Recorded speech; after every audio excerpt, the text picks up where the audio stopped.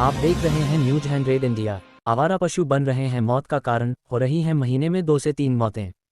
खटीमा ऊधम सिंह नगर के खटीमा में आवारा पशुओं से हो रही दुर्घटनाएं एक बड़ी समस्या बन गई हैं। इन दुर्घटनाओं में कई लोग घायल हो रहे हैं और कुछ की मौत भी हो गई है। हाल ही में खटीमा के चक्करपुर इलाके में एक बाइक सवार युवक की आवारा पशु से टकराकर मौत हो गई, जबकि उसका दोस्त गंभीर रूप से घायल हो गया।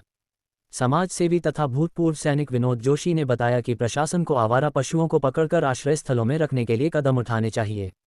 वहीं शिवसेना के जिला अध्यक्ष राजकुमार गुप्ता ने शहर में लगातार हो रही दुर्घटनाओं को देखते हुए प्रशासन से गुहार लगाई कि शासन प्रशासन इन आवारा पशुओं को कहीं न कहीं रखने की व्यवस्था की जाए, जिससे आए दिन दुर्घटनाओं से छुटकारा मिल सके। वहीं जानवरों को जो चोटिल हो जाते हैं उनका समय पर इलाज न मिलने से उनकी स्थिति बदहाल बनती जा रही है। साथ ही दुर्घटना वाले लोगों को सरकार से मुआवजा भी नहीं मिलता, इसलिए प्रशासन को यथाशीघ्र इस पर कार्य करने चाहिए, अन्यथा हिंदूवादी संगठन को मजबूरन उग्र आंदोलन करने होंगे। खटीमा से सलीम की रिपोर्ट।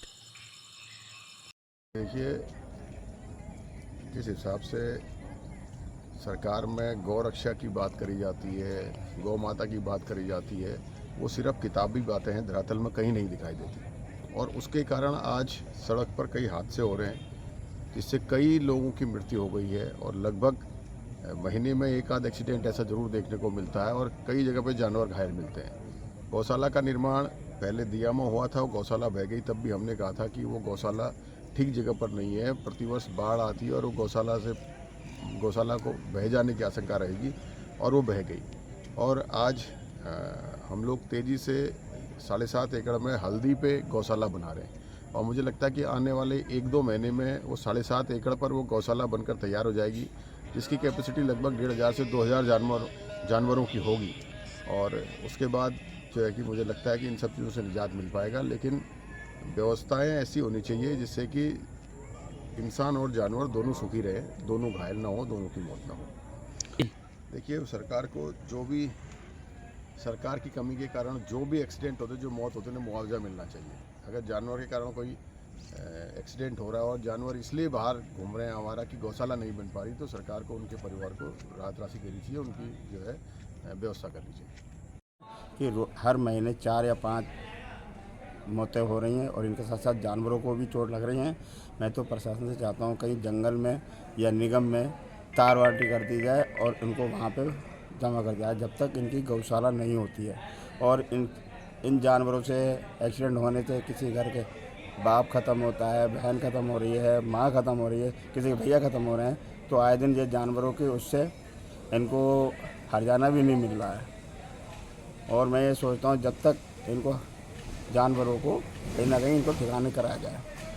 हमें शासन प्रशासन से ये अनुरोध है कि जब तक ये आवारा पशुओं को क्या कहते हैं इनका वो गौशाला में ना डाला जाए या इनको कहीं इकट्ठा ना करा जाए, हिंदूवादी संगठन को ऐसा ना करने पर कहीं रोड पे ना उतरना पड़े। मैं प्रशासन से चाहता हूँ इसे जल्द से जल्द इनके आवारा पशुओं को गौशाला में भेजा जाए। आपका नाम? मेरा नाम राजकुमार गुप्ता, जिला अध्यक्ष शिवसेना। गौशाला की डिमांड तो बहुत समय से है, काफ़ी समय बीत गया है गौशाला की डिमांड करते हुए, और आए दिन कोई ना कोई घटनाएं हो रही हैं। किसी के घर का चिराग बुझ रहा है, कोई एक्सीडेंट हो रहा है, कोई कैजुअल्टी हो रही है। और उनसे यही दरख्वास्त है कि जल्दी से जल्दी गौशाला का निर्माण किया जाए। अगर गौशाला बनने में कहीं पर देरी हो रही है तो कोई ना कोई ऐसी वैकल्पिक व्यवस्था करनी चाहिए सरकार प्रशासन के द्वारा, जहाँ पर जब तक गौशाला नहीं बन जाती है तो वहाँ पर जो है आवारा पशुओं की व्यवस्था की जाए।